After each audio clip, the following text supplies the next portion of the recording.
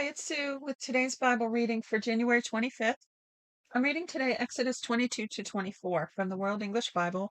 I want to reiterate that this today's Bible reading series is about reading the Bible for the sake of reading it. It is not meant to be study. It does include commentary, and I invite you to give your commentary, whatever random thoughts you want to add in the comment section or email me, feel free. I welcome the discussion. But it is not about doctrine.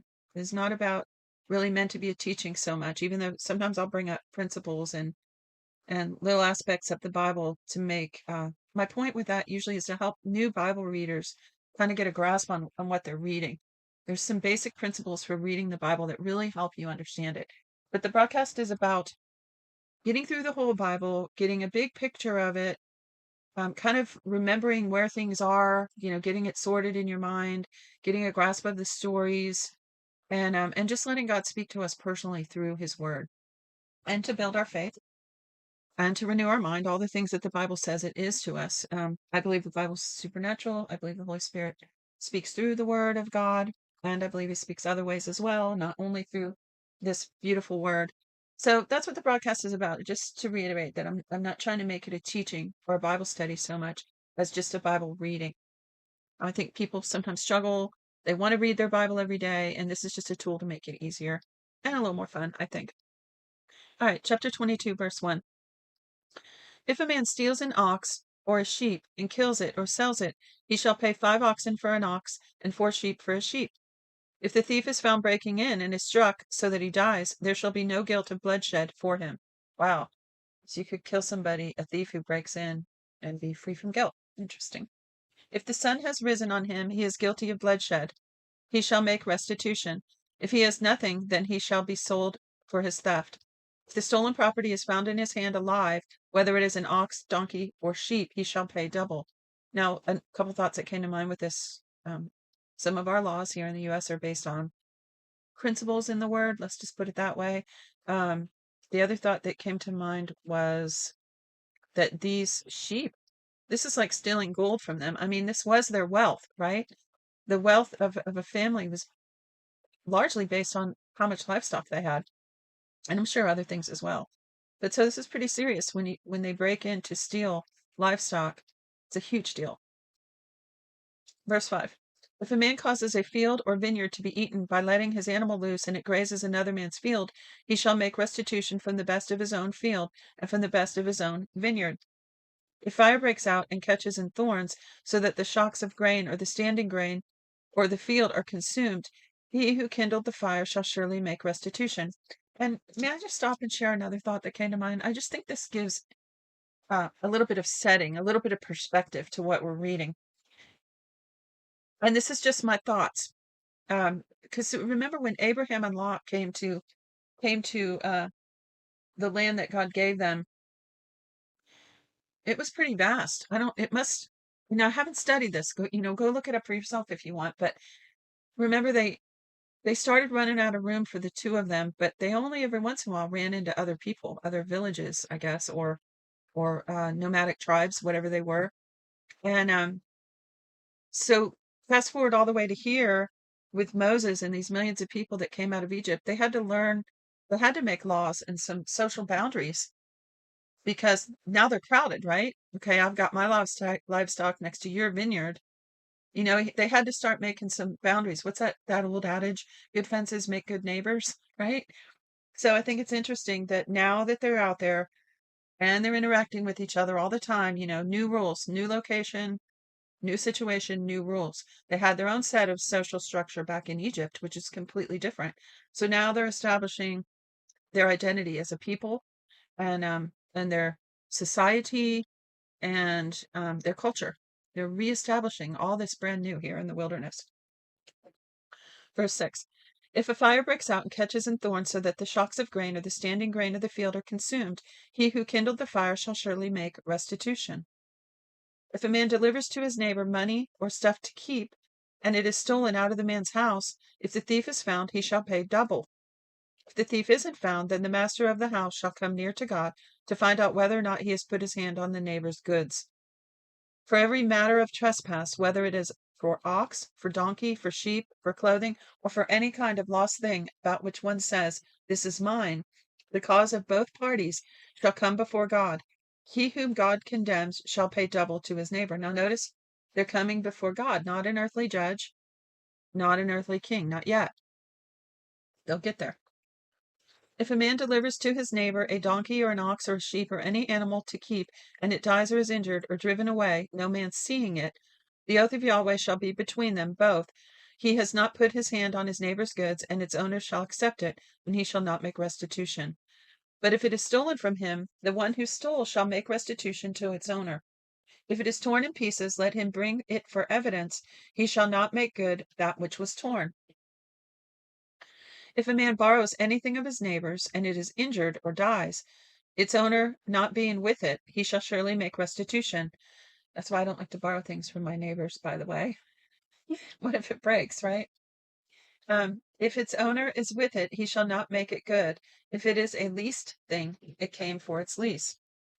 If a man entices a virgin who isn't pledged to be married and lies with her, he shall surely pay a dowry for her to be his wife. If her father utterly refuses to give him to her, he shall pay money according to the dowry of virgins. You shall not allow a sorceress to live. Whoever has sex with an animal shall surely be put to death. He who sacrifices to any god, except to Yahweh only, shall be utterly destroyed. You shall not wrong an alien or oppress him, for you were aliens in the land of Egypt. You shall not take advantage of any widow or fatherless child. If you take advantage of them at all, and they cry at all to me, I will surely hear their cry, and my wrath will grow hot, and I will kill you with the sword, and your wives shall be widows, and your children fatherless. If you lend money to any of my people with you who is poor, you shall not be to him as a creditor. You shall not charge him interest. If you take your neighbor's garment as collateral, you shall restore it to him before the sun goes down, for that is his only covering. It is his garment for his skin. What would he sleep in? It will happen when he cries to me that I will hear, for I am gracious. Wow. You shall not blaspheme God, nor curse a ruler of your people.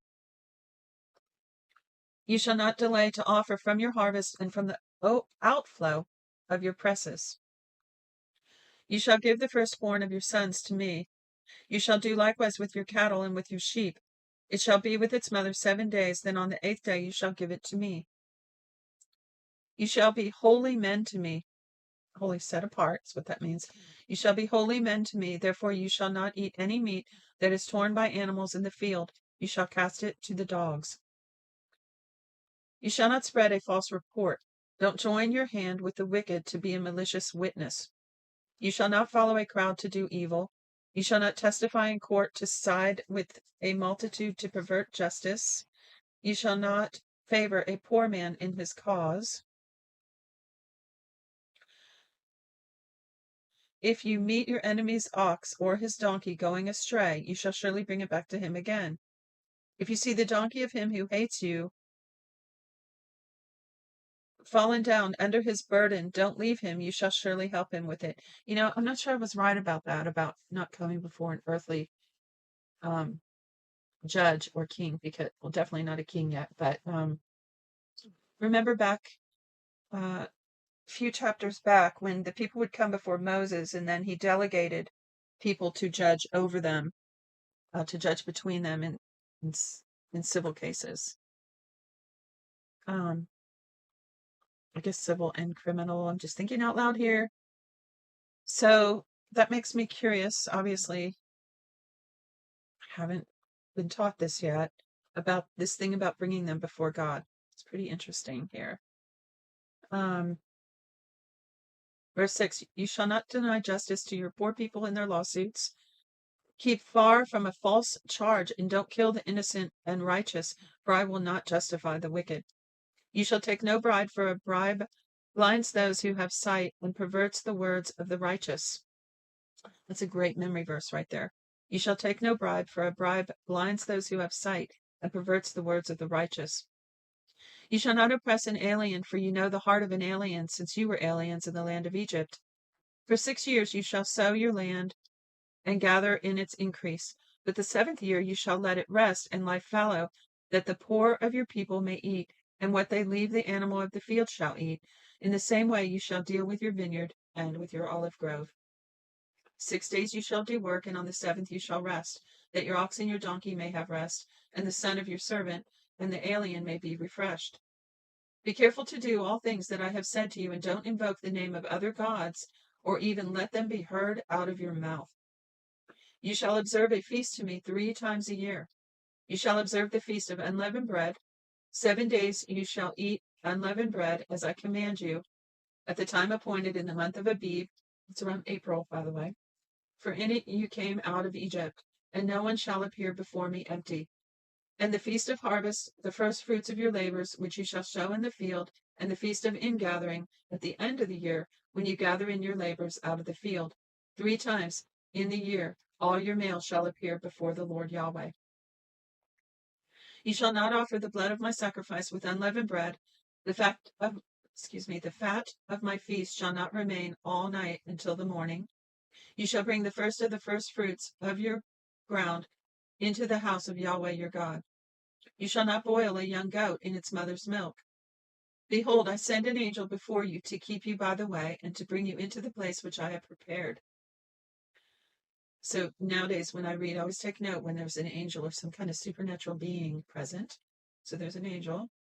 Pay attention to him and listen to his voice.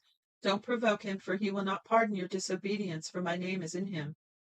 But if you indeed listen to his voice and do all that I speak, then I will be an enemy to your enemies and an adversary to your adversaries. For my angel shall go before you and bring you into the Amorite, the Hittite, the Perizzite, the Canaanite, the Hivite, and the Jebusite, and I will cut them off.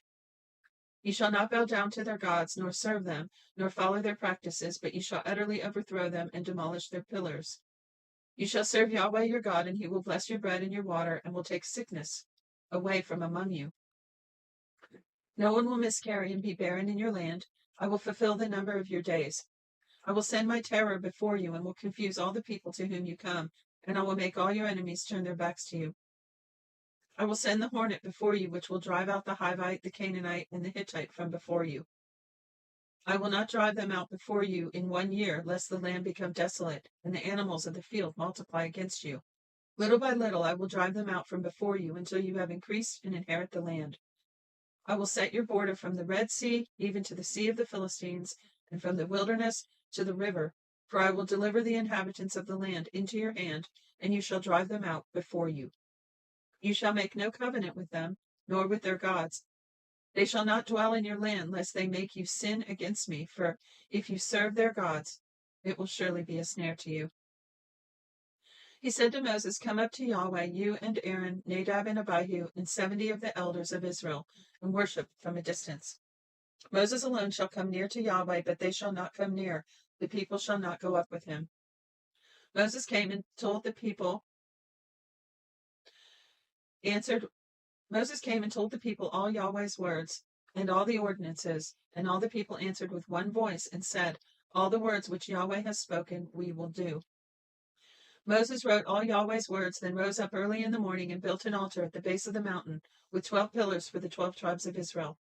He sent young men of the children of Israel who offered burnt offerings and sacrificed peace offerings of cattle to Yahweh. Moses took half the blood and put it in basins, and half the blood he sprinkled on the altar. He took the book of the covenant and read it in the hearing of the people, and they said, We will do all that Yahweh has said and be obedient. Moses took the blood and sprinkled it on people and said, Look, this is the blood of the covenant which Yahweh has made with you concerning all these words. Then Moses, Aaron, Nadab, Abihu,